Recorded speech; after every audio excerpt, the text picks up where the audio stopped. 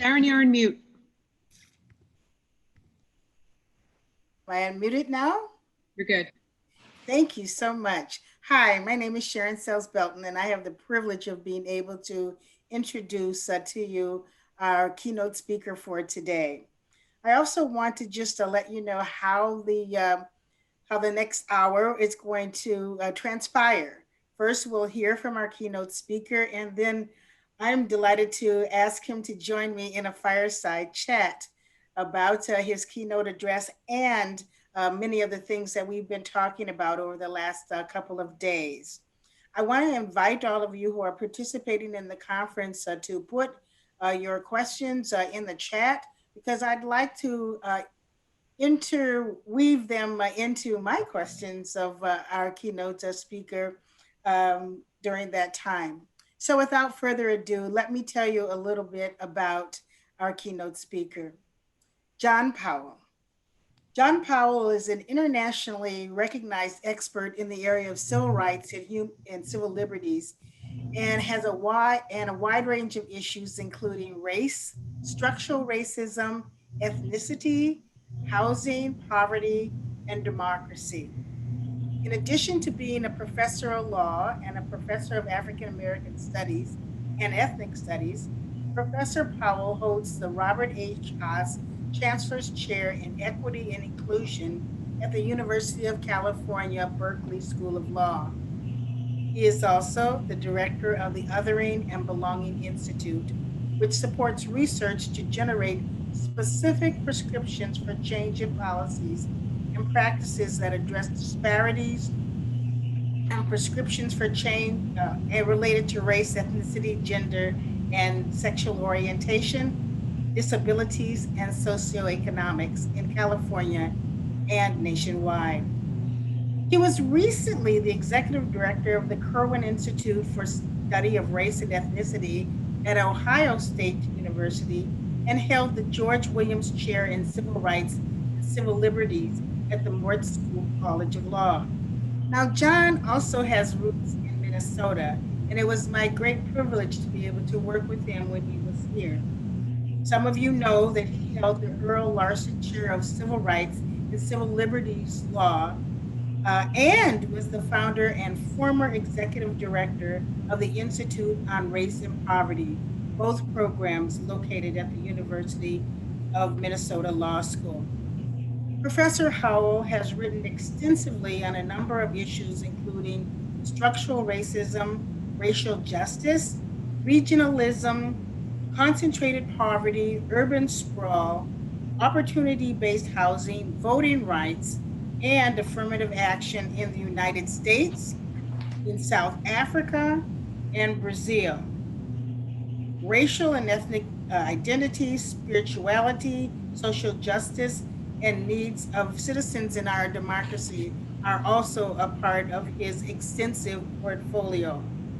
Ladies and gentlemen, please join me in welcoming Professor John Powell. Hello, John. Hi, Mayor.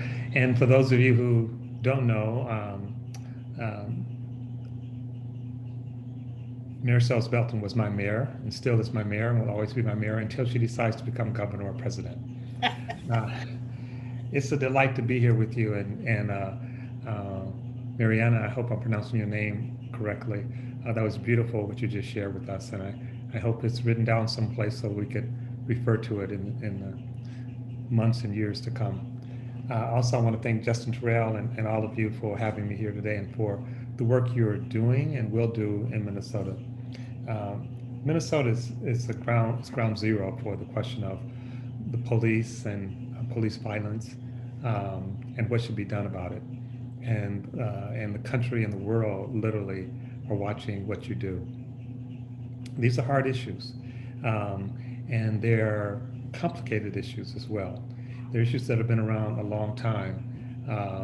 Kerner Commission wrote that the police was sort of a central reason for violence and for the community, Black community in particular, not trusting the police.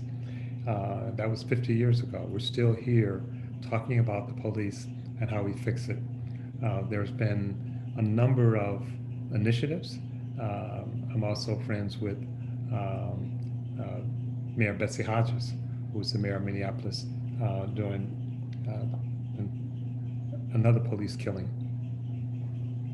So the question in some ways is, how do we move forward? And where are we as a country? It's interesting that when you look at the killing of George Floyd, it actually was different than what was happening in 1967, 68. It was different in a number of ways. First of all, we got to witness it, if you could call that.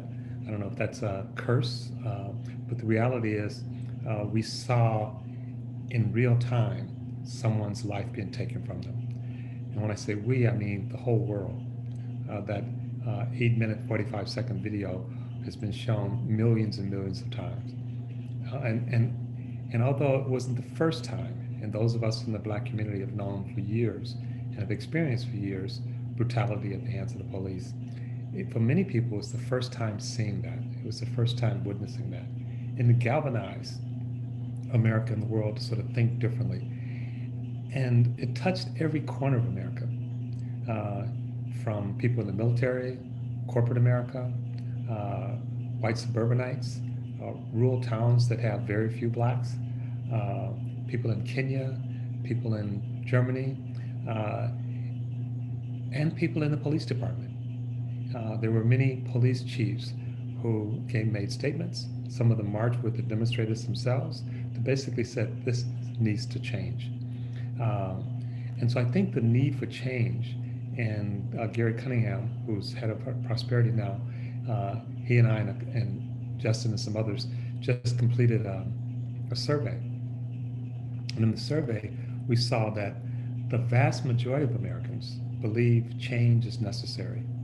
So that's good news. And that's different. If you look at Ferguson, that number never got above 50%. The majority of Americans thought that the policing was fine, and they were ambivalent about the demonstrators. This time, the majority of Americans, I think number close to 70%, believe change is necessary. And that's not just Black Americans, that's Latino Americans, that's Asian Americans, Native Americans, and of course, white Americans. How do we actually use that, take advantage of that? Because we know there's sort of oftentimes intense energy, and as things go on, the energy is dissipated. And if we were to use it, how will we use it? I want to suggest a couple of things. First of all, I think we have to move away from the notion that this is really the act of a few bad apples. When you have that approach, you look for the person and you try to remove the person.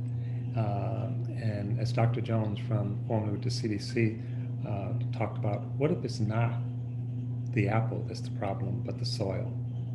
What if it's the system itself? As we saw in Minnesota, in Minneapolis, one of the police who was at the scene when George Floyd was being killed was not only African American, mixed race, but he had joined the police for the whole purpose of trying to address police brutality in the African American community. So in some ways, we could say, both in terms of his presence, more African Americans, and in terms of his values, it should have made a difference, and it did not. And yesterday I taught a class here at UC Berkeley, and I have a couple of police people who are on the police department as students, and they talked about the police not following the rules, the police not following the procedure. And I raised with them, what if the rules and procedures themselves are part of the problem?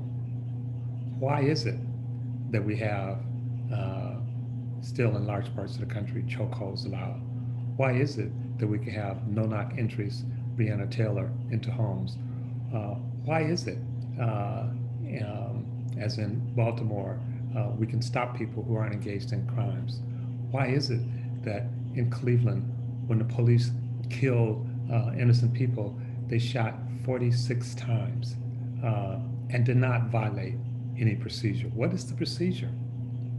What is the procedure that we're looking at? And so it's not just fixing the police officer. It's not even just having the police adhere to the rules and regulations and norms. It's actually looking at the entire system.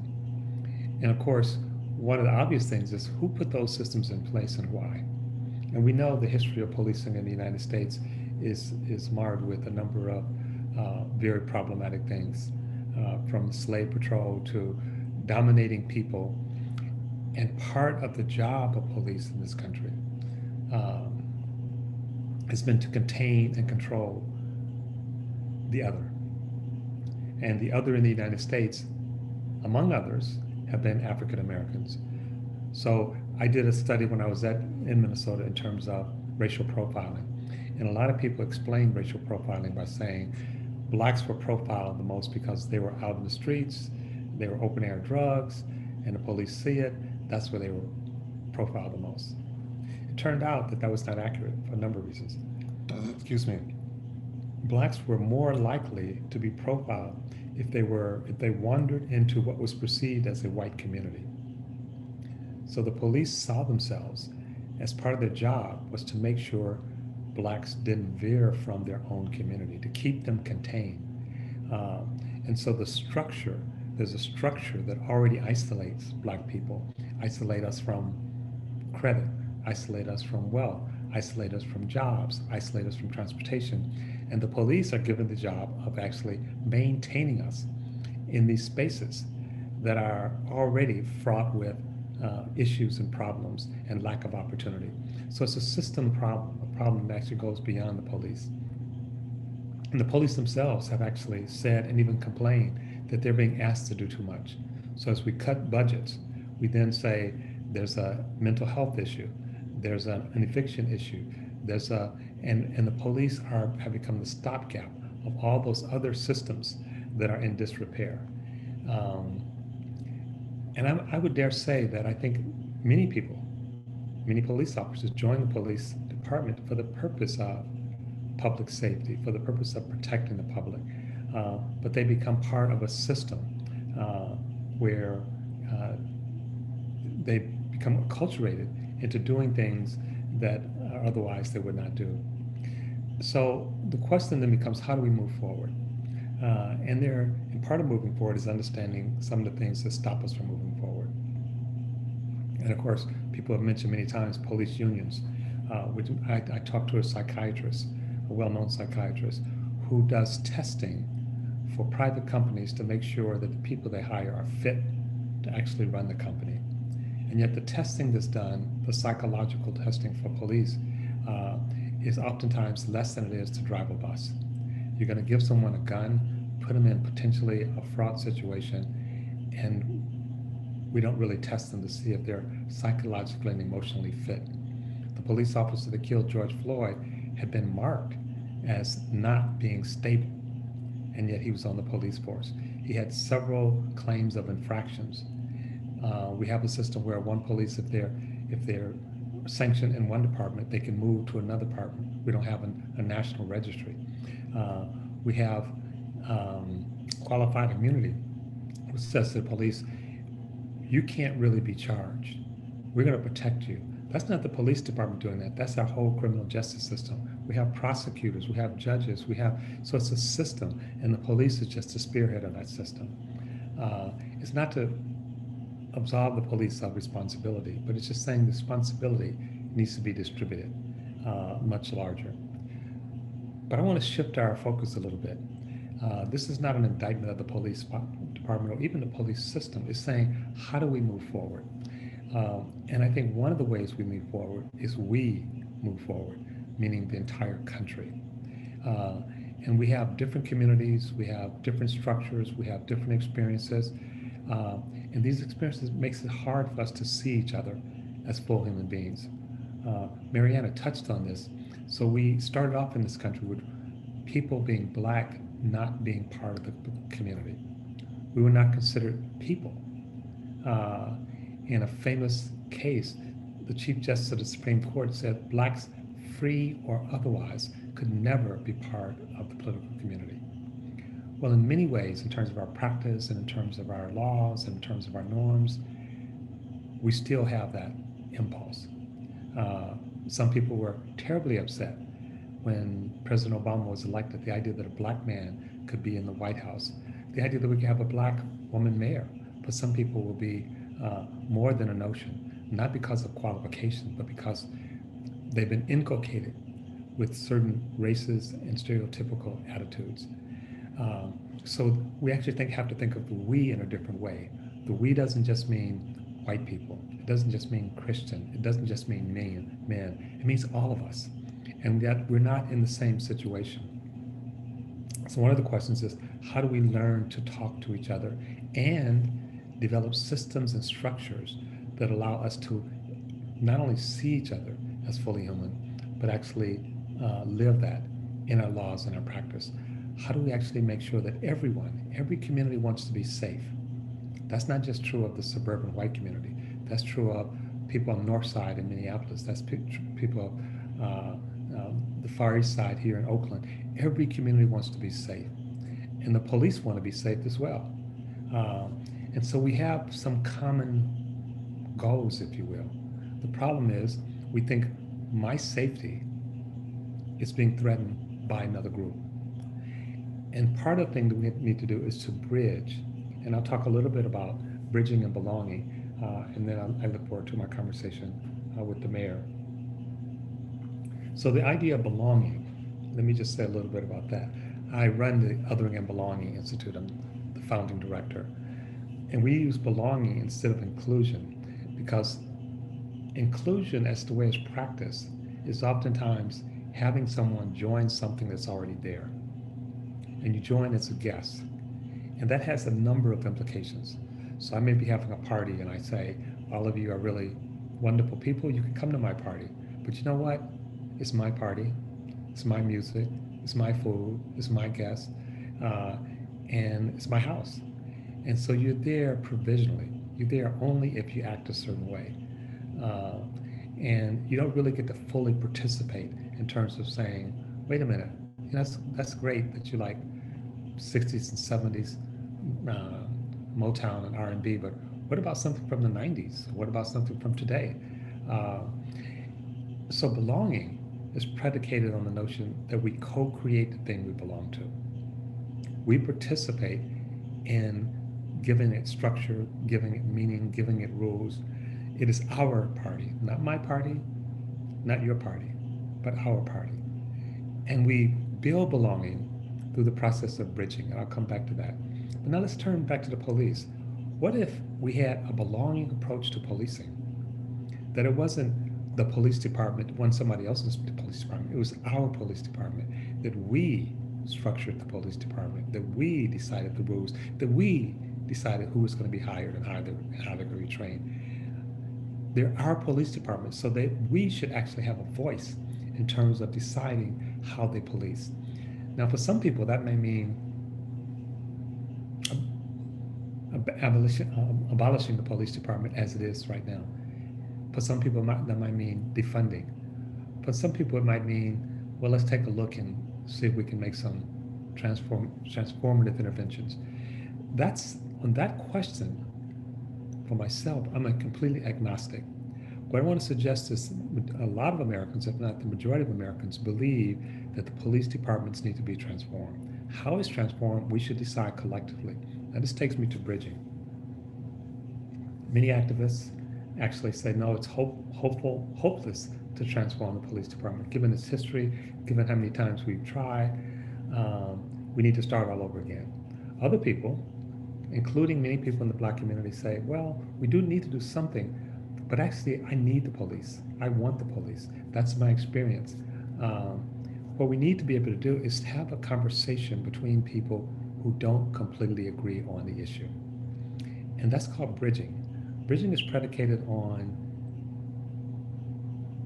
being present with someone who is on the other side and engaging in empathetic and compassionate listening.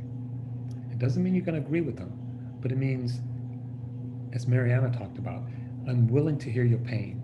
I'm willing to hear your situation. I'm willing to hear what your concerns are. Not because I'm going to agree with you, but because you are a fellow human being. And then I want you to do the same for me. Now, some of you are activists, and you helped us in this really important election, historic turnout. And activists have actually gone through a number of iterations in terms of canvassing. There's traditional canvassing, which we have your 5-minute script and you go and ask the person some questions and check a box, and that has some efficiency, effectiveness. And then there's two other iterations. One's called relational canvassing, and the other one's called deep canvassing. And both relational and deep canvassing actually build on bridging. They build on listening to the person in front of you. They build on hearing what their pains are, hearing what their concerns are. And yes, at the end, there's a slight twist, a slight turn toward trying to persuade them, but you don't start off heavy-handed. Most what you do is to be present with them, to listen to them. I like the South African word, sabawanu, I see you. It turns out a study has shown that deep canvassing, which takes much more time, it's much more labor intensive, but it's 102 times more effective than traditional canvassing. Uh, and it not only transforms the person that you're talking to, but it transforms you as well. And that transformation has a stickness to it, that is 6 months, a year later, that's still there. The ability to see each other as human beings has powerful implications in terms of how we then develop policy. Uh, so it doesn't start with, do you agree with me or not? And if you don't agree with me, then you're not a full human being. Then you're not progressive. Then you're not down. Then you're not black. That's called breaking. Breaking is basically saying where you don't listen to someone, where you see someone as a threat, where you disregard their humanity. Um, so I'm going to just give you one other example, and then I'm going to stop because I want to have a conversation with the mayor. My father died recently. He was 99 years old. He and my mom were just wonderful parents. But now I find myself being an orphan. Uh, my father was a Christian minister. When Bush was running for president, he was very concerned about about abortion, and he was going to vote for Republican. He grew up in Detroit. Families sharecroppers, very low income, and basically for most of their life voted Democratic. But on this issue, he was ready to side with Republicans. And I went home and I talked to him, and I didn't try to convince him not to vote for a Republican. I wanted to find out why he was going to vote. I wanted to find out what his values were, what his religious beliefs were. We ended up staying up all night. The next morning, my mother came down and she said, "What did you and Marshall talk about? He just woke up grinning this morning." Not because he had won, but because we had connected as human beings, because we had bridged. Turns out he didn't vote for the Republican because he also heard me and heard my concerns. But again, we weren't starting with the issues. We were starting with people. We were starting with our experience. We were starting with what motivates us. What are we afraid of? What pain have we experienced? So that's bridging. So I want to suggest that it's important to push the envelope. It's important to reimagine our criminal justice system and turn it into, as Mariana said, a really justice system. But it's also important as we do that to do it in such a way that it creates a bridge where people who don't start off at the same place we are, we still hold on to their humanity. We say something like, we want a circle of human concern where no one is outside the circle, where we're willing to engage with people and listen to them. So that's what I'm bringing to you today, to create a culture of belonging through bridging. And it doesn't mean you have to give up your politics, doesn't matter your values or who you are, but it does mean you have to be willing to listen and engage with the other. And when you engage deeply with the other, you realize there are no others. We're all people, even though we have our differences and we live in different situations. So I'll stop there and welcome a conversation. Well, first, let me just say thank you so much, John, for your remarks. I will just tell you that judging by the action that was going on in the chat box, most people were just sitting quietly listening and taking it all in. And so, in the next couple of minutes, I'm going to watch that chat box kind of grow and grow from the questions that are now on people's hearts about the message that you provided. I had about 8 different questions that I wanted to ask, and I had them all in different order. But I actually want to start with something that you said early on in your remarks, and that's about bonding and bridging. And you specifically commented on the death of George Floyd and how that death, kind of resonated, around the globe. Um, was the death of George Floyd, in your opinion, a global bonding or a global bridging event? Well, Given everything that was going on, what do you think? What do you think happened here? well, I think it was both, but I think there was more bridging than what we had seen. We had, for the first time in American history, the vast majority of white people supporting, in this case, Black Lives Matter, but also a new radical expression of Black justice, an acceptance. Um, and you had people who tried to weaponize Black Lives Matter, tried to say they were terrorists, but it didn't stick. The majority of people actually, certainly in the United States and around the world. Uh, so this is actually an important question, Sharon, because it's a couple of things. When things happen, we don't make sense of them immediately. We actually look to our leaders. Uh, Mariana talked about stories. The stories we tell, the narratives we tell matter. And so, how do you actually frame this issue? How do you talk about it? And we can talk about it in a way. And unfortunately, the politicians were too eager to weaponize it, and they spoke of the issue in a binary way. So you're either for the police or you're for the Black community. Why can't you be for both? Why can't you be for both?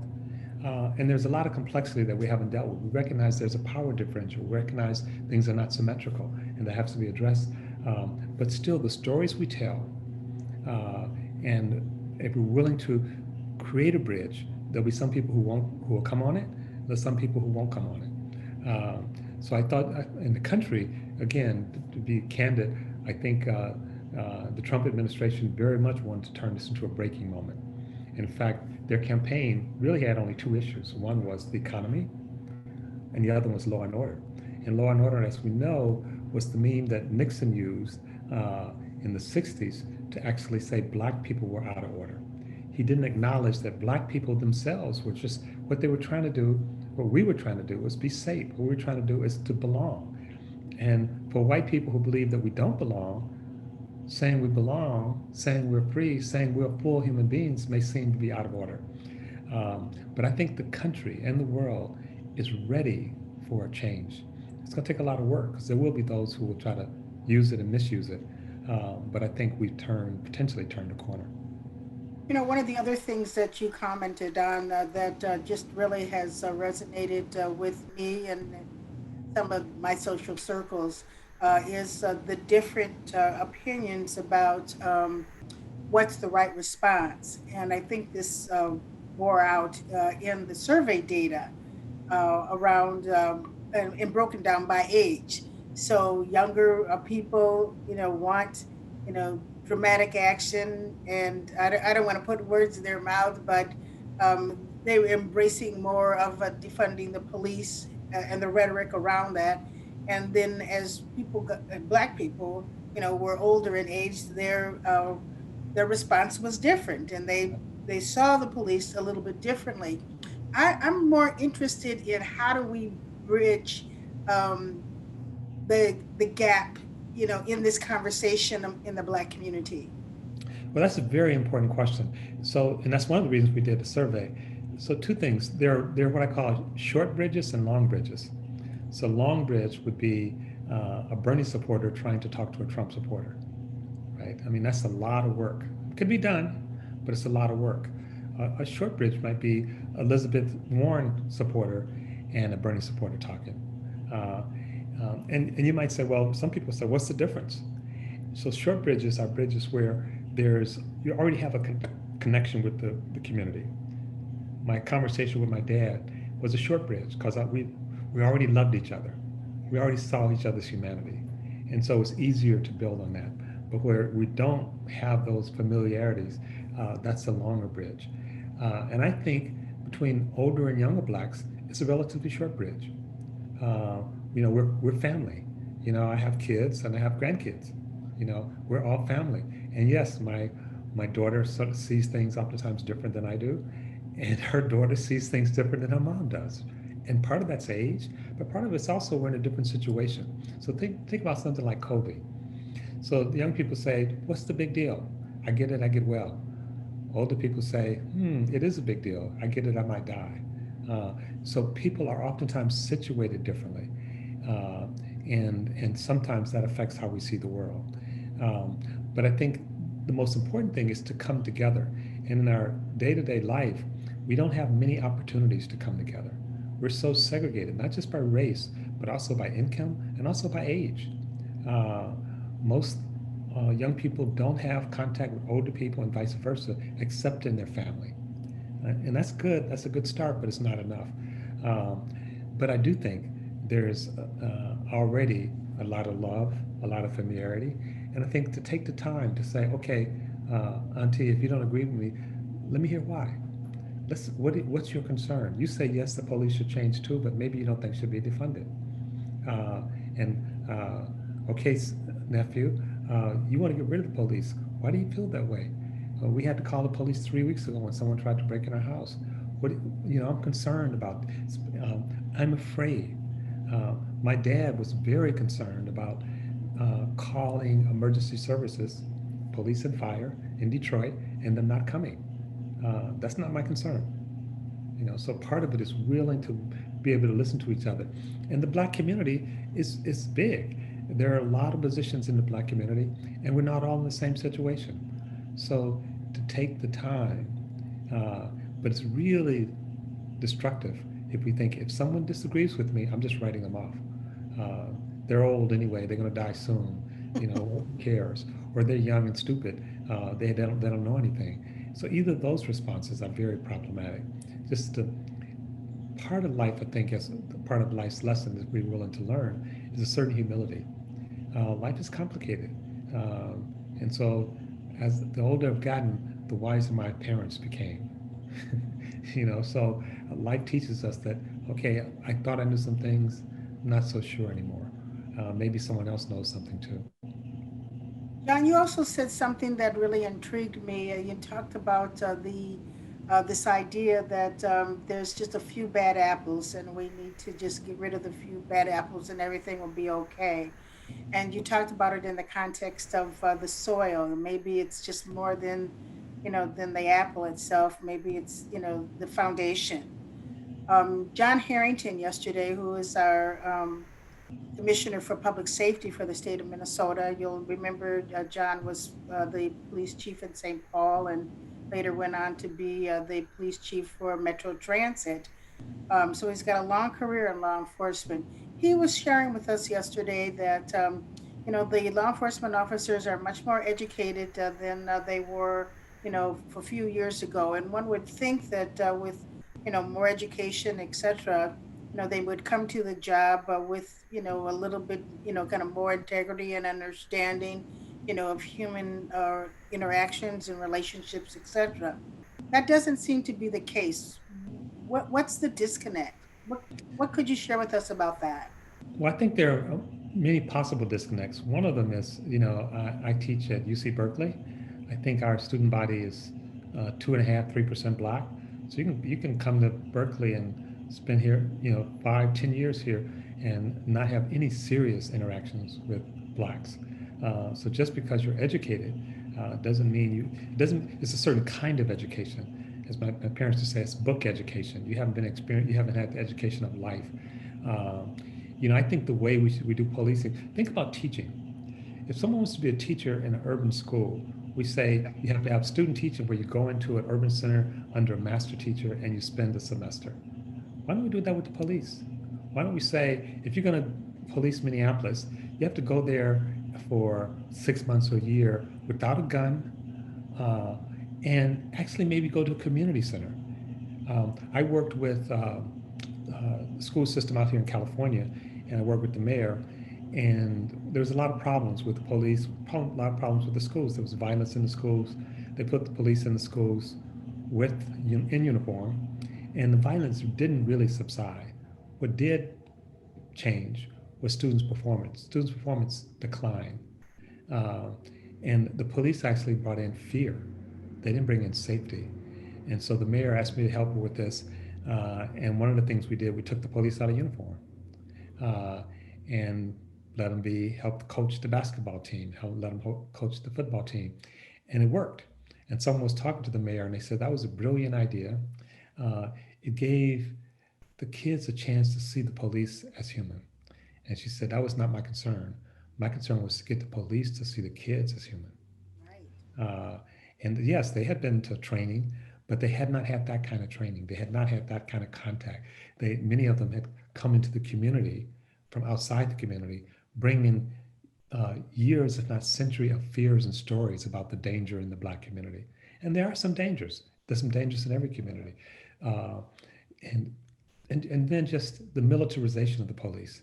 I mean, now that they're, essentially tanks, and the military is not designed to police. They're very different concept. The military is about occupying an enemy.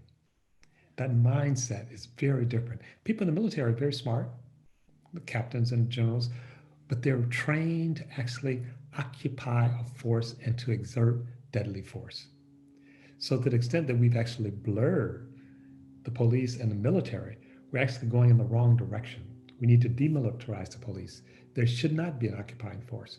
And the idea that you're going to police a community that you don't know, you're going to police a community you don't love, that's not something you learn in college. That's a very different life learning. So I think that that's part of the problem, is that in some ways, we're actually more isolated, segregated than we were 30 years ago. And many police departments 30 years ago, you had to live in the city. I think the court struck some of those down, and now you can live way out, and come in and then leave. You don't see people walking around the neighborhood. So I think that there's some very deep structural things that could happen. And it's not a knock simply on the individual police, because they're better off when they have a relationship with the community as well. But we need a different incentive structure. So if someone has 3 complaints over a 5 or 10-year period, all kind of bells or whistles should go off. But instead, what we do is like, let's just protect the police. Let's hide their record. It's interesting. When George Floyd was murdered, the media immediately went after, yeah, but he had a criminal record. Uh, They do it all the time. exactly. Like when Breonna Taylor was killed, the police talking to her mother asked if the boyfriend, well, first asked if she and the boyfriend had a criminal record. It was like othering them. It was basically saying they're not deserving. So what if they did have a criminal record? It's a reason to kill them? Are we saying people who, when we say people are homeless or they have a record, they're no longer human? So I think we have a lot of work to do as a society. And I think it's not all done. I think having a better educated police force is a piece of it, but it's just a small piece. John, I'm going to go to the Q&A in the chat house and see what people have on their minds. There's a question that jumped up here that says, Dr. Powell, would you please cite 1 or 2 examples of how we can measure progress or decline in creating a culture of belonging? Great, that's a great question. I was on a call earlier today, and the medical profession is showing now that teen suicide is at a record level. And part of it is they don't feel like they belong.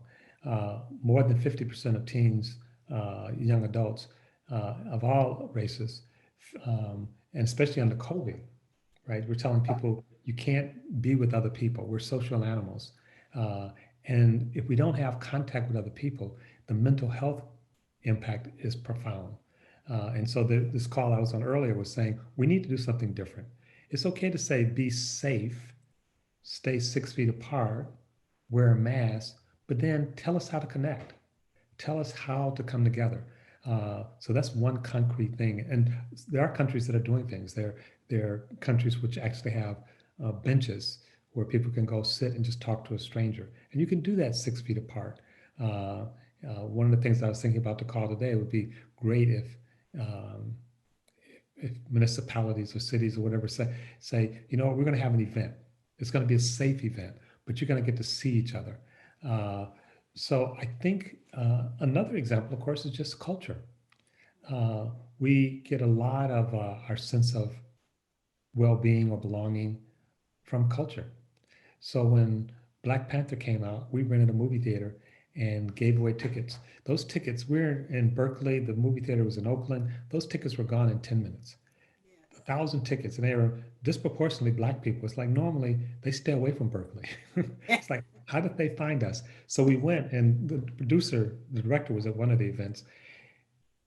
There were young men in there, 22 years old, uh, that literally some of them were crying. One guy said, "This is the first time I've been to an event where someone hasn't been killed or someone wasn't getting evicted, and we were represented in a positive light."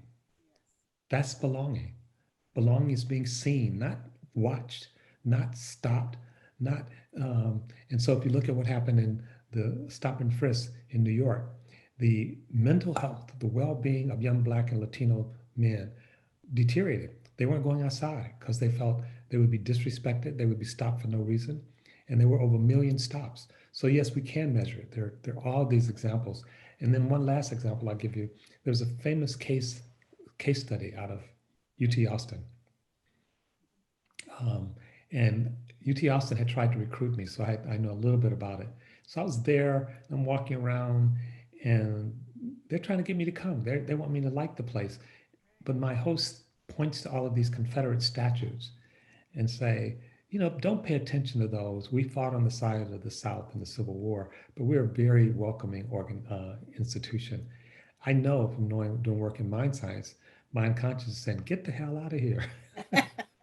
So when you bring Black students and, when um, I'm not a big baseball fan, but I am a baseball fan. I never went to a baseball game when I was in the Ohio State in Columbus because of the Cleveland Indians. I felt like that was just an affront. The Native Americans are saying that makes them feel like they don't belong. You're treating them as a mascot. They're human beings. And finally, given what's happened after George Floyd death, Russian Risk and the Cleveland Indians are changing their name. But in this study, the Black and Latino students at UT Austin were not doing well. They were not graduating. They were graduating with weak grades. And they spent millions of dollars trying to remediate those students. Finally, a professor called the students together. And he said, what is it like for you to be here at UT Austin? And this torrent of stuff came out. And it wasn't that it was too hard. It was that we don't belong. This is not our place. And he then started having these biweekly meetings with these students without spending any money really. The students start performing almost as well as the white students. And so much so that researchers thought someone was cheating. And they since removed a lot of those Confederate monuments. But the issue wasn't one of the students not being capable. The issue was one of the students feeling like they didn't belong. And the impact of that, both in terms of education, in terms of performance at work, in terms of anything, is profound. Some of this is written about by Claude Steele in a book called Whistling Vivaldi, Under Stereotype Threats. Um, John, I was hesitating from calling you John, and then I was going to call you Professor, but you're John to me, so I'm just going to call you John. Um, one of the um, One of the questions centers around the fact that there's so many disparities that are going on in our community. There's so many situations where there's evidence that we don't belong and that we don't have opportunity. So this conference obviously is focusing around those related to the criminal justice system, but you'll remember this morning we had a conversation about housing. Right. And so there's just a lot of, public policy activity going on that is alienating, separating, pushing Black and Brown communities away from, resources. And where's the opportunity for us to kind of bring all of these matters together so that there is comprehensive, action to build that bridge? That's a great question. Um, so we have a number of cities now, a growing number, and hopefully Minneapolis will become one. They're reaching to become belonging cities, and some of you may know I helped start something called GARE, which is Government Alliance for Racial Equity, And there are 300 governments around the country who are part of that now, including Minneapolis. And it's been quite phenomenal, uh, but it hasn't done enough. And again, like equity sort of leans more into inclusion and more on disparities. Belonging actually focus on co-creating uh, and power. And so we're trying to get cities and companies. I'm working with a number of large companies, including Google, to figure out not just the words, what would this mean in fact? In order to co-create, you need a number of things. You need agency, you need power, uh, you need care and love, and you need responsibility. Uh, and so so if you really want a society where everyone belongs, what do you have to do? How do you, and it turns out more often than not, it may be something fairly radical. But the interesting thing is not us against them. It's saying everybody should belong. It's our party, it's our city, it's our schools. We don't want to leave anybody behind. Uh, and so we know a fair amount about how to do that. We're also still learning. Um, but part of it is just as intentional. Oftentimes, when you focus on these disparities and racial equity, you get into a blame thing. Was their fault? And uh, in belonging, we focus more on responsibility, and we say we all are responsible. And yet we recognize responsibility is not equal. So um, mayors and heads of companies are going to have more resources and therefore more responsibility, but everyone's responsible. So can we actually do this together and have this intention? And then it's also outcome oriented. It's not saying, not just looking at resources we put in and say, no, did it change? We can measure that. And how do you actually address housing? And there are things we could do. And so I think that part of it is just taking it on. And the last thing I'll say is that sometimes when people look at these systems, they get overwhelmed because there are so many problems at every level. We're still dealing with a pandemic. We're dealing with healthcare system. We're dealing with jobs. We're dealing with income. We're dealing with wealth. Dealing with housing. We're dealing with schools. We're dealing with police, and so on. Right? From a system perspective, there's a concept called leverage points, and it says a system is all these things, but if you can figure out the leverage points because they're related, if you can figure out the leverage points, it will populate itself across the rest of the system. So part of it, even as we do things to try to find out what are the leverage points, what are the critical things we need to do, not because of what just changing at that one point, but because it has impacts in a relationship to the entire system. That's what we're looking for. Um, so I think part of it is intentionality, um, and, um, and part of it is the sort of shared responsibility, and then looking very clearly at outcomes. Thank you for that. There was a conversation that took place in one of the concurrent workshops earlier this morning where there was a discussion about um, what do we do with regard to the police? I'm going to take this back to the police for a second. And the the conversation centered around defunding, dismantling, abolishing, or abolition, and um, and the conversation centered around people not really being or feeling like the community was really clear on what all of those things meant, because they dismantling the police didn't mean just dismantling the police. It was more complicated and nuanced, but the nuance has been lost. Right. And because the nuance is lost, how do we bring people, together to kind of have, the conversation about how do we move forward? So that was the first part of it. And I'm going to complicate it a little bit more by also talking about in Minneapolis, we're actually trying to kind of move through this conversation. It's harder to have because we're in the middle of a pandemic. Right. And so building consensus around these matters when there's a sense of urgency, and there's limited opportunity, or maybe we're not as creative as we need to be to bring people together. How do we make responsible decisions going forward. Could you talk about that a little bit?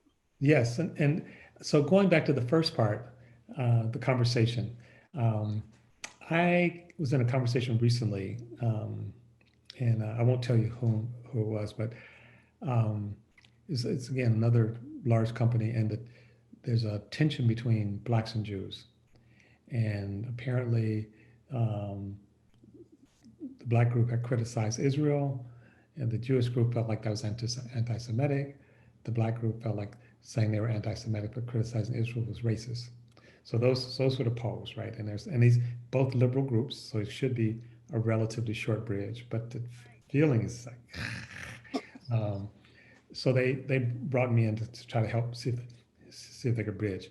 But their initial request was basically help us convince the other side that we're right. And I said, Right. that's not bridging. And I said, you need to deal with the issue, but not first. Let's step back from the issue. Let's look under the hood.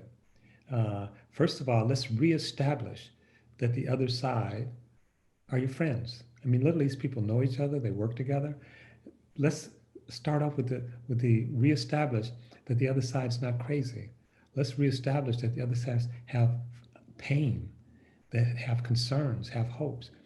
And research shows when you do that, the ability to then move together on problems change dramatically.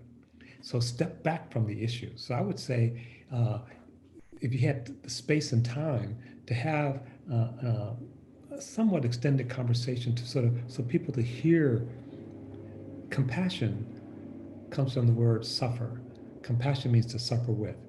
So uh, it actually, and to actually sharing people's suffering is actually one of the most healing things that can happen. When people feel like they're not heard, what do? You yell. It's like you talk louder. It's like, no, actually, I hear you. I just, so I think there's a way of doing that is to say, okay, and we've actually started a campaign around this. So what are you trying to get at? What everybody's really trying to get at issues of safety, issues of accountability, issues of respect and dignity. Okay. Do you disagree with that? No, everybody agrees on that. Now, I think the best way to get there is X. You think the best way to get there is Y. Why do you think X is the best way? Well, I've had these experiences, and this is where I live, and this is who I know. Uh, this is, and why do I think is Y? Similarly, I've had these experiences, and this is what my assumptions are. In some cases, we don't know. Are we willing to say we may need to experiment? We all agree on getting to safety, getting to dignity, getting to respect and accountability. That's amazing. And we agree that you're a decent person, that you're a caring person. And I'm not, I don't want to run ripsaw over you. So I think that if you could do that, that's sort of the methodology. In terms of how you do it in terms of COVID, two things I'll say. We just had, we wondered how we would vote in this last election, right? We ended up voting more people voted in this last election than had ever voted before. When we put our minds to it, we're pretty smart collectively. So if we really want to have a sustained conversation and even want to have, you know, person to person with a cross section of people, because we don't want to talk to ourselves, we could figure that out. We could figure that out. I mean, there are a lot of things we could do. Um, but first of all, we have to say we want to do it. It might cost a little money, but it's not, it need not be exorbitant. But if we just figured out how to have, 145 million Americans vote in the middle of a pandemic, we could figure this out too. While you were speaking, one of the conferees raised the question about how do we create a holding container strong enough to keep us together as we kind of work through, kind of building that bridge. Right. No, that's a beautiful question. I'm gonna see if I can. There's a quote I want to use if I can find it without being too distracted. The point is well taken though. We need a container, um, and basically this quote if I can find it is about a container. Um, uh, we need someone that can either be a bridge and maybe an organization or collectively. It's like we agree it's going to be our party and we're going to have a committee that's going to whatever. but it's not just individuals. So bridging is not just bridging between individuals. It's also institutions. It's also culture. It's a container. It has to be a container that people feel good about. It has to be a container that's responsive to people's needs, responsive to people's concerns. And it may be that you have to do something up front to actually um, quiet people's distrust, right? Um, I think rightly so, people are going to be suspicious of saying, we're going to study this problem for 2 years. Say, I've seen that one before. Yeah. You need to do something to show that you're exercising good faith today. Uh, and I'll do something as well. Um, but again, there's a process which allows, and so you need a container. You need to create that. It's maybe already created, and there's both people who are trusted and respected by different sides, but also institutional players. Um, and I've been gone from Minneapolis now for a little while, so I don't know who that is, but that would be what I would strive for. I want to go back to something that you said in your response to the question just before this one, that kind of speaks to kind of building maybe a foundation um, for either bonding or for bridging. And I was thinking about this last night, and I was thinking about the fact that when my sons were, growing up, when they were really young, I, dreaded the day that I was going to have to talk to them about, you know, safety, and I was going to have to talk to them about, the police. Um, and we have policemen, and women in our family and stuff. So it's not that they didn't know police, but when they're just kind of going out into the world and it's not, cousin Sarah, or it's not, Uncle, Robert or whatever. It's a different situation. And so I was wondering whether or not we have kind of built the foundation for building, a bond or a barrier between the community and the police, just because of the realities of how we exist in the community. And I just like to hear your comments about that. And then to, because we've all had this conversation, with, our children. Right. And I dread the fact that I have to have that conversation with, my children, but it was true. Yeah. So what has that created, a part of the barrier between the community and the police? Give me your thoughts on that. So it's interesting. So I had that conversation with my son. We were living in Minneapolis at the time. So think about this. Another conversation I had with my son was wearing a hat and buttoning up his coat before he goes outside. Now, why is that? And I live in Berkeley now. And so when I have the chance of having my granddaughter, and I used to live right across the street from the park, I don't talk to her about wearing a hat. I don't talk to her about buttoning up because the environment is different. Uh, and so if you're sending people out to sub-zero weather, you better talk to them about cover up, don't leave anything Protect yourself. exposed, leave that hat on. Uh, so the Black community in the United States is living in sub-zero weather. So they got to have, because it would be irresponsible not to have that conversation. Now, how you have the conversation is a different question. But I remember my son, he was maybe 16, 17. He wanted to get a cell phone. I already had a conversation about the police many times, but he wanted to get a cell phone. I did a little research, and in the research, there had been, I forget the number, but there had been multiple killings of young Black people, mainly men, who were reaching for cell phones. Not one killing of a white person reaching for a cell phone. So I told my son he couldn't get a cell phone. He was pissed. I'm sure. And I said, "You're gonna be mad, but hopefully you're gonna be alive." Yeah, Uh, right on. and so I think the conversation is not the problem. It's the problem that creates the conversation. It's the bad weather that's the problem. Once you have the bad weather, you got to have the conversation.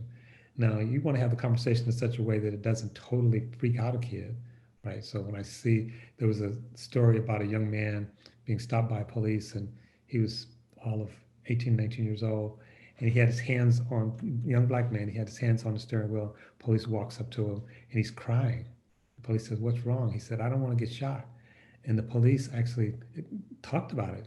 And he talked about, the police talked about how it made him feel. It's like, take, relax. I'm not going to, you know, um, but it happens.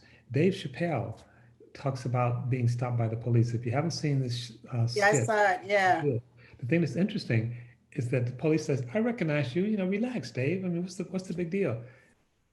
A few months later, the police shoots a black uh, man in a store. The same police.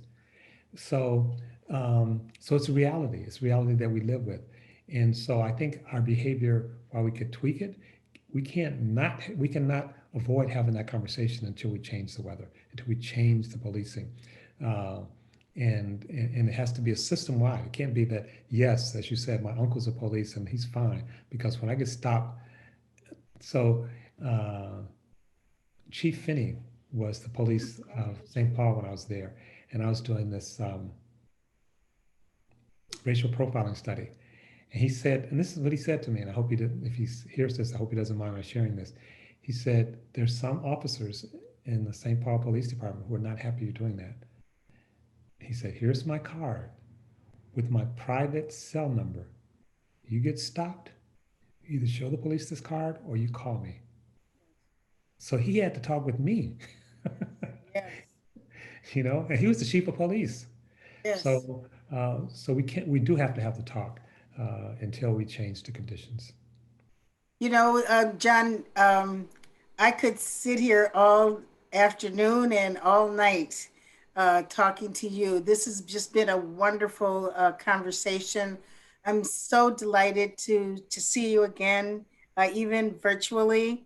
And I do want to just say, just thank you for the wonderful work that you're doing, at the center. Thank you for helping us to understand that we have some responsibility in trying to, get, our community, get our nation, get our world to ensure that, or create an environment where all of us can really feel like we belong, because we do.